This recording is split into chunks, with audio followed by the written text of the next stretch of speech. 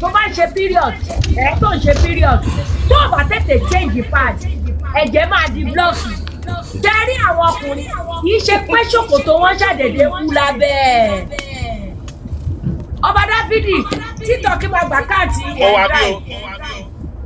ẹ̀ńdà títọ́kì máa gbà káàtì tẹ́bá ti bá máa jẹ́ ìpadà oya tó yẹ yín ṣe rí àwọn ọkùnrin Canada ọmọ dúdú ṣe wà ẹ máa wo ibi jíìsì wọn báyìí ibi abẹ́ ẹpọ wọn ẹ máa wò kì í ṣe pọ́n lẹ́pọ̀ lọ́wọ́ tẹ́ bá notice ní winter ẹpọ̀n wọn a máa wú bá lẹ́pọ̀n ó dì ní o because palm máa ń dì ní during winter daddy bash my daddy palm máa ń dì ó máa dì ní ṣòkòtò àwáwú tẹ́ bá wá rọ́kùnrin ẹ̀ máa pé àbọ̀dá ìgbéda ní kéène snow ló kún bẹ́ẹ̀ snow ni. ó ti jẹ́ pé ní sọ́mà kí ni ìyá wa kéré padà ẹ̀ wá máa pé ṣé tí mo fẹ́ rè Canada ni ẹ̀yin ta ní ọkùnrin bí tí wọ́n róbìnrin spam wọn máa ń dì ní ó wá máa wúwo ẹ bá gbó lálá á wúwo n ti ń jẹ́ bẹ́ẹ̀ nu. Ọlọ́run mo fọlá èmi kọ́ mo sọ ẹnu mi sì kọ́lẹ̀ ti gbọ́. ọjà yìí o ò lè fa abẹ́ fẹ́ ọkùnrin wíńtà o tó bá lọ fa abẹ́ fọkùnrin wíńtà snow ni o ó dì ní o kò sẹ́ni tí onísọ́mà ó máa yọ ẹ̀pọ̀ onídùúwó kóró báyìí lọ́rùn kan tí sì fẹ́ ọkùnrin wíńtà o jẹ́ kó rí màmá ẹ lọ pé o kó rí ìyá ẹ lọ pé o owó tí mo ní mo ti yá yín o kò jẹ́ bó ṣe jẹ́ o ẹ ṣeun.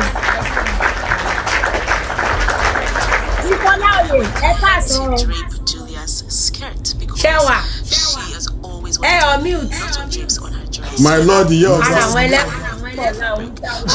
My lord yẹ ọgbà. Ẹ kú ìjọ mẹ́ta. Ṣẹ́wà. Adúpẹ́ sára tó àlẹ́ wà.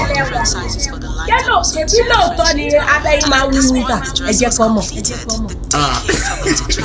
Tẹ̀wá mọ̀ nǹkan tó fọ́ ni mọ̀ nǹkan tó fọ́ ni láti ibi June mo change iṣẹ́ mi so Nunavut ni mo wà sẹ̀. Òkúta lè yí gbèsè pọ̀.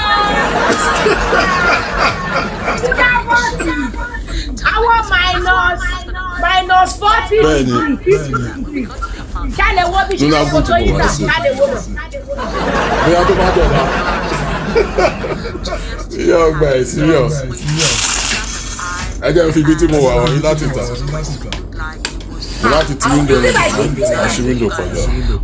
Ẹ jẹ́ kí wò Nunavut lẹ́wọ̀. Bọ́ọ̀dù yẹn flip kọ́lọ̀ ẹ̀ yà. -50 -40. Tẹ́tìrì. Ibẹ̀ ni o, ó dẹ̀ ní hill. Ẹ pẹ̀lẹ́.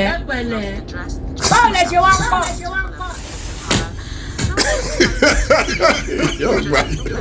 Ẹ má jẹ́ tọ́ sára.